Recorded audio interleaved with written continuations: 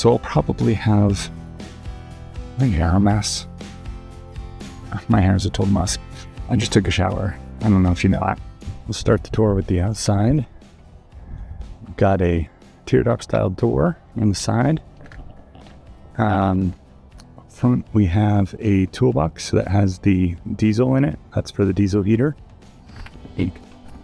Use a couple of jack stands in the back to hold the trailer steady so it's not bouncing around on the suspension. This is a cargo trailer with a door that opens rather than a ramp. I wanted that so that it could be something that you can just open up and hop right in no matter how tight you're parked up against something. So we'll hop inside. We've got the bed, obviously, one of the most important parts of the camper. But I also wanted this to be really functional as a office. So I've got my chair that I use at the desk, and I'll show you the desk in just a second.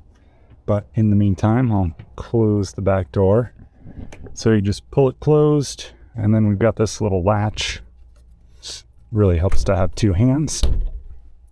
But that will hold it closed. And then you can also secure the outside if you want. The carbon monoxide detector, of course. I've got windows on both sides, and then the vent, max air vent on the top. This is the one that turns on and off on its own if there's rain or whatnot. Headed towards the front, we have our security system over here. So with the flip of a switch, we can pop that on, and it gives me visibility of what's outside. So you can see right now we're blocked by the tarp for most of that side, but this side you can see my vehicle, and then the back has the shower there. There's the remote for the max air fan, and then I have some storage that runs up over the top, just all the things that you might want while you're camping. The thing that you really find with a tiny little cargo trailer like this, storage is at a premium. I've got my countertop, which of course we can put this in place over the sink, and then it's a place that I can use the stove or whatnot. I put in under sink or under cabinet lighting here, as well as a USB charger right up there so that I can have another place that I charge stuff up. Getting down to kind of the brains of the system, we have all of the lights, heater, all that kind of stuff is switched here. This one is the safety lights. They're all the trailer lights, so I can turn them on if I'm parked in a rest area. Fans on, external, those are the lights, the kind of party lights outside. My water pump. And then we've got the diesel heater, so we can turn on the power to the diesel heater. That powers it up, and then we would turn it on here. And then that pumps out the heat right down here. Additionally, we have the solar monitoring system there. Right now we're getting 2.5 amps in, and it's using about 6 amps to run all the lights and the cooler and all that. This is a real mess under here, but I'll show you it anyway. This is my freshwater tank. It goes up through this hose, through the pump, and then goes up to the sink, obviously. As well, it comes down to the outside bib, and that's where I plug in the shower. I've also got a 120 outlet outside that I can use to then power this charger, which will charge this battery up. In an emergency situation. It's something I haven't really used yet. So this is a 200 amp hour lithium ion battery, and it really suits all my needs. I've got the solar charger here, a lot of switches to turn everything on and off, as well as the fuse blocks back there. I'm going to have to rewire this all because it's a huge mess of wires, but I really wanted to get everything working and get out on the first trip. Additionally, I don't think I mentioned, this is my gray water, so the sink drains off into here, and then I can just take it outside and dump it somewhere appropriate.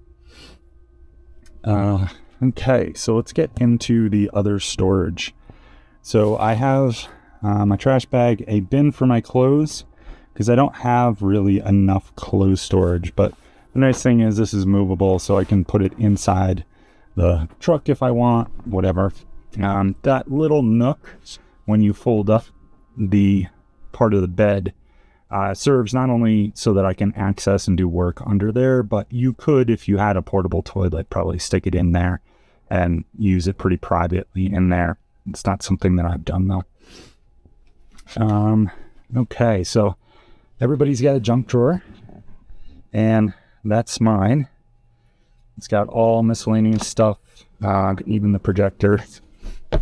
Next one down is the clothes, which you can see I'm getting a little sawdust from the upper drawer. But anyway, yeah, clothes there. And then down on the bottom, I keep all my food items, or at least the, kind of dry storage.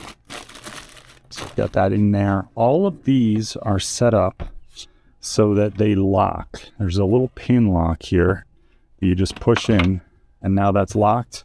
You can't open it up.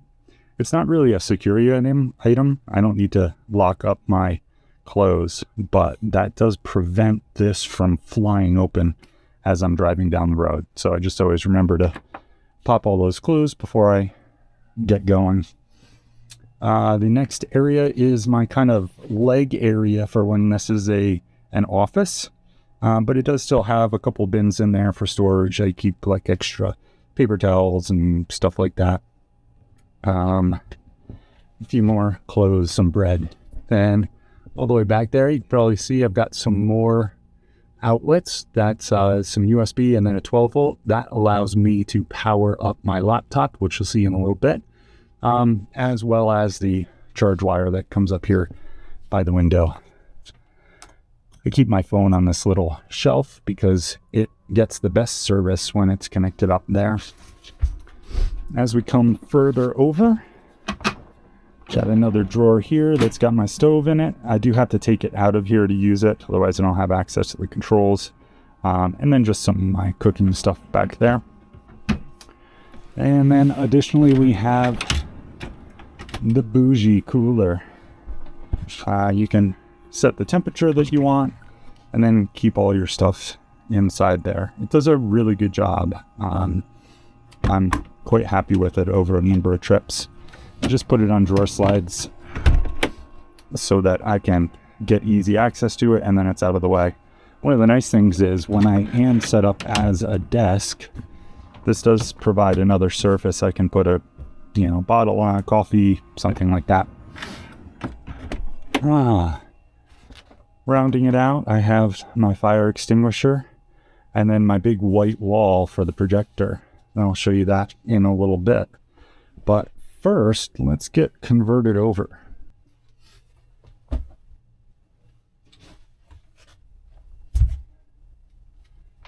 Usually take all my bedding, which I so neatly fold up, and stick it down in that little area. And then this foam mattress, it's in two parts. It's 26 inches wide this way. Folds up like that. Then it goes up against the back wall. Put my pillows on top of that. And then my bedding's kind of all set. Now you see the additional pieces. So this is my desk, which opens up. And then I've got the laptop, so I can sit here, do a little demonstration. Can sit here. And this pulls up nice and close, makes it super comfortable to work. And of course, the nice thing is I can really switch between desk mode and my other modes. So, as long as we're talking about other modes, so this can fold down. And then we have the recliner. Take this piece of wood, attach it here, and then there's a bolt that goes right inside here that secures it down to this surface. Again, we'll move my stuff out of the way. It's really windy outside.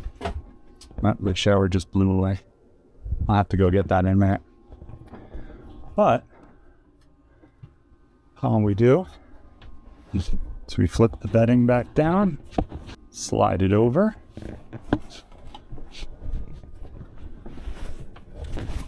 swap it up like that.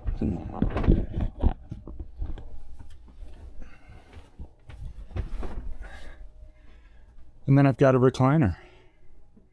This is nice because I can sit here and lounge, and then I can set up the projector and watch TV at night. Then, of course, once I'm done, just move it all back into bed mode. As you saw, it doesn't really take too much to do that. So once it's time for a little TV at night, you pop out the projector.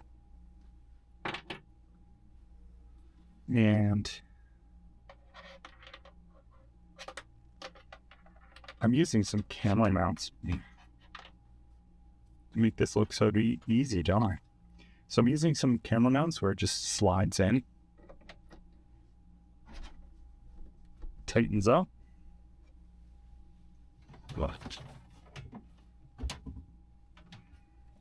turn on the inverter, and then we power on the projector.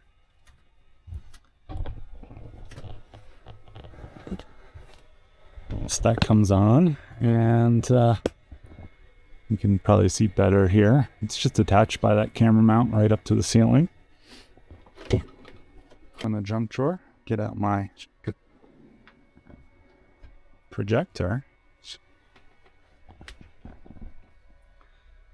And you can't really see a whole lot right now because it's so bright in here. I have all the lights on. But you can go in and pick a show to watch. So yeah. I didn't mention the lights also are on a dimmer. So if you press and hold it and go down or all the way back up again, probably messes with the camera because of the frame rates. But yeah, so that's kind of the tour. We'll do one more walk around outside and show you some of the things that I forgot to point out. And yeah.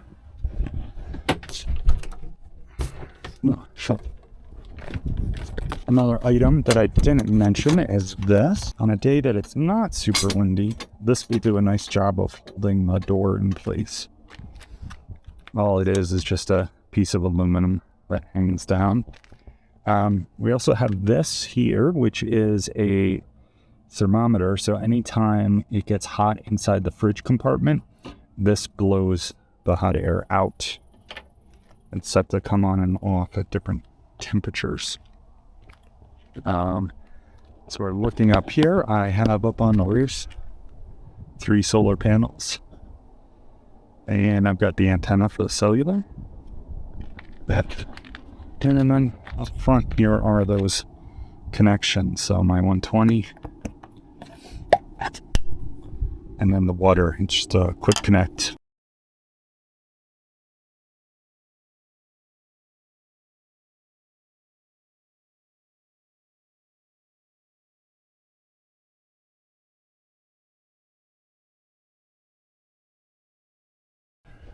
So the reason I have the tarp out there is actually because it keeps a lot of the sun off the side of the camper. So right now it is September in Colorado. What that means is that the days get up in temp. Right now it's 74 out, something like that. And inside here it is 84. That probably sounds warm to you, but it's dry. It's a dry heat, you know how they say.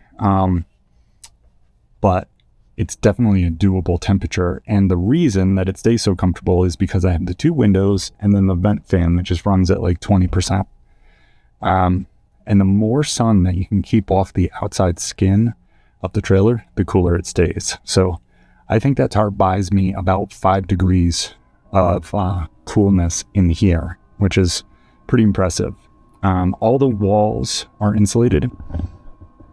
So behind here, I have 2 half-inch layers of foam The ceiling has a single 1/2-inch layer of foam and some Reflectix. The floor also has a 1/2 inch of foam and some additional subfloor. And I have build videos on pretty much all of this except for the finishing touches in the front, which I'm about to get online. So I know that was super quick. Hopefully that was helpful. I'm sure I'm forgetting things, and I'll go ahead and add to this video later. So anyway, if you enjoyed my tour and you have any questions or comments, please leave them below. I'd love to hear from you.